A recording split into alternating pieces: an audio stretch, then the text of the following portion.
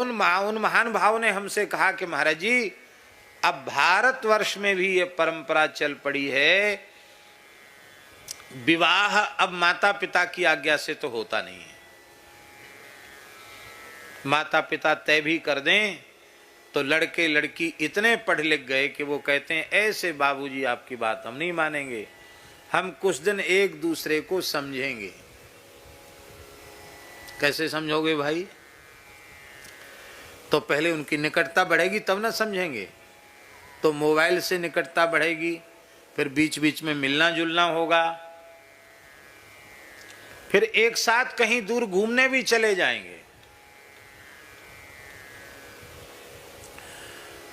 अब सौभाग्य से या दुर्भाग्य से जिसके साथ वे घूमने गई या गए उनसे विवाह हो गया, तब विवाह के समय, घूमने के समय के उनके जो फोटो हैं वो दिखाए जाएंगे। विवाह के पूर्व उनका जो प्रेम हो गया, प्रेम प्रसंग चला, उस प्रेम प्रसंग के फोटो दिखाए जाएंगे। और सभ्य समाज, शिक्षित समाज के लोग उसको फैशन मानकर प्रसन्न होते हैं। हंसने के लिए नहीं बोल रहे हैं, ये भारत जैसे पवित्र देश के लिए डूब मरने जैसी बात है। आप उस बालक में, उस युवक में आप सदाचार देखेंगे। जिसका चरित्र विवाह के पूर्व ही बिगड़ गया, उसमें आप सदाचार खोजेंगे। जिस कन्या का विवाह पहले ही नष्ट हो गया, उसमें आप पातिव्रत खोजेंगे। पवित्र माता पिता होंगे तो पवित्र संतति होगी। माता पिता ही अपवित्र हो जाएंगे, संतति पवित्र कहां से होगी? इसलिए मेरी हाथ जोड़कर प्रार्थना है, कथाएं तो खूब सुनो, पर अपने आप को संभालो, स्वयं को संभालो, अपनी संतान को संभालो। बचपन से ही उनमें पवित्र संस्कार दो। उनको ध्रुव प्रहलाद बनाओ, उनको मीरा करमेती बनाओ, तब कहना पड़ेगा धन्यो गृहस्थाश्रम। और कहीं ऊट पटांग पैदा हो गया तो बस, तो जय सिया राम, तुम्हारे जीवन की सारी उपलब्धि व्यर्थ हो जाएगी। ये मयंक जी तो सुप्रीम कोर्ट के वकील हैं, बड़े अच्छे वकील हैं जो बैठे हैं सामने, बीकानेर के हैं ये। पता नहीं वहां ज्यादा पढ़े लिखे लोग क्या करते होंगे, भगवान जाने। पर हम एक विशेष बात बोलने जा रहे हैं। अदृष्ट पूर्वा कन्या से विवाह करना चाहिए, शास्त्राज्ञा है। किससे? अब फिर बात सुनो, अदृष्ट पूर्वा, समझे अर्थ नहीं समझे? जिसको मैंने पहले नहीं देखा। क्यों? क्योंकि हमारा धर्मशास्त्र कहता है कि कोई भी स्त्री जाति कन्या यदि आपके सामने उपस्थित हुई, यदि वह आपके समान आयु की है तो आपकी बहन है, आपसे 2-4 साल बड़ी है तो आपकी जीजी है, और बहुत छोटी है तो आपकी छोटी बहन है, और विवाहिता है तो आपकी माँ है, या जो कुछ भी है, दादी है और बड़ी बूढ़ी है, तो माने माँ बहन बेटी, इसी दृष्टि से स्त्री जाति को देखना चाहिए। या तो माँ की दृष्टि से देखो, या बहन की दृष्टि से देखो, या बहुत छोटी है तो बेटी की दृष्टि से देखो, पुत्री की दृष्टि से देखो। इन 3 दृष्टियों के अतिरिक्त चौथी दृष्टि का विधान हमारा शास्त्र नहीं करता है। तो जो कन्या हमारे सामने आ गई, उसके प्रति प्रथम दर्शन में ही भगिनी भाव हो गया, क्योंकि शास्त्र कहता वो बहन है, अब विवाह करोगे। इसलिए पिता देखते थे बेटी को, पुरोहित जाकर के देख के आता था, और इसके बाद जब विवाह हो जाता, विवाह के समय मंडप में आते, यहाँ कोई कर्मकांड के जानकार लोग बैठे हैं, मंडप में जब कन्या आती थी विवाह के समय, तो जब तक कन्यादान का संकल्प नहीं हो जाता था तब तक उस कन्या के और वर के आगे एक कपड़ा रखा जाता था, उसको अंतरपट कहते। क्या? अंतरपट।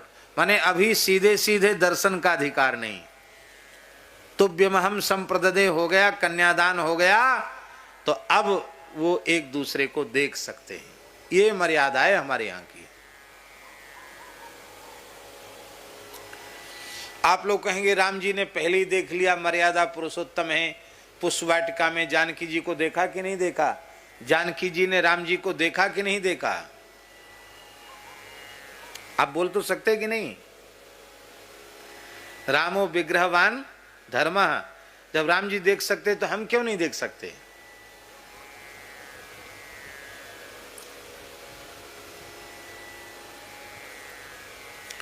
आप मानस पढ़ते हैं,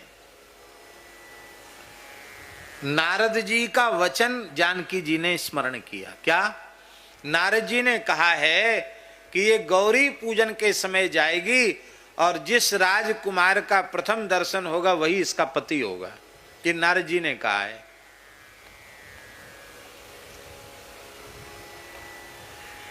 तो नारद जी की आज्ञा है।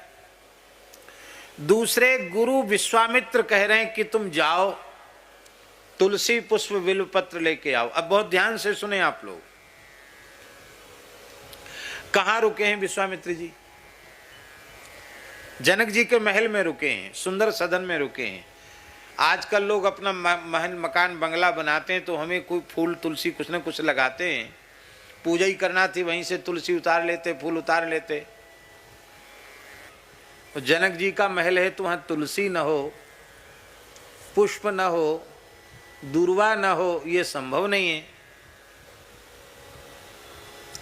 मान लो वहां नहीं था तो किसी सेवक को तनिक इशारा कर देते, तत्काल उपस्थित हो जाता।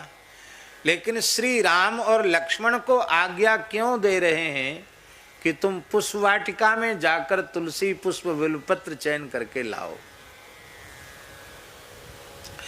क्योंकि वे जानते हैं कि नित्य सिद्ध अनादि दिव्य दंपति श्री सीताराम जी, जो जीव जगत के कल्याण के लिए नित्य साकेत से धरती पर अवतरित हुए हैं, आज श्री राघव की और श्री सियाजू की प्रथम मिलन की लीला होने वाली है।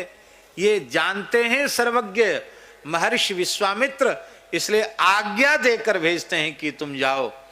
और मां सुनैना भी आज्ञा देकर भेजती हैं, बेटी गौरी पूजन करके आओ, क्योंकि नारद जी ने कहा है इसको अपने पति का दर्शन पुष्पवाटिका में गौरी पूजन के प्रसंग में होगा।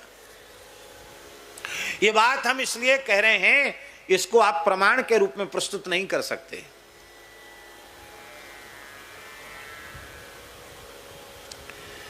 तो जहां चरित्र का इतना अधिक पतन हो जाए कि विवाह के पूर्व ही युवक युवती मिल जाएं, अभी विवाह तो हुआ नहीं, और किसी बात पर बात आगे नहीं बनी तो कोई बात नहीं दूसरी जगह, कोई बात नहीं तीसरी जगह। तो दाम्पत्य जीवन की पवित्रता की कल्पना फिर आप क्या करेंगे? और दाम्पत्य जीवन पवित्र नहीं होगा तो पवित्र संतति कहां से होगी?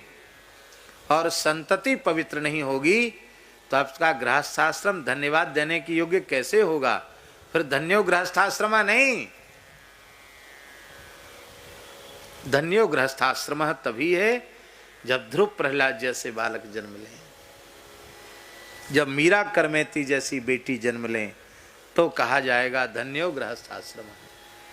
और बेन जैसा पैदा हो तो, कंस जैसा पैदा हो तो धन्यो गृहस्थाश्रम बोलेंगे। ताड़का और शूर्पणखा जैसी पैदा हो तो धन्यो गृहस्थाश्रम कहेंगे, फिर नहीं कहा जाएगा। दाम्पत्य जीवन की पवित्रता अत्यंत आवश्यक है। नारी का पातिव्रत, धर्म में परिनिष्ठित होना, और पुरुष का एक पत्नी व्रत होना, यही दाम्पत्य जीवन की पवित्रता है। और इस पवित्रता से जो सृजन होता है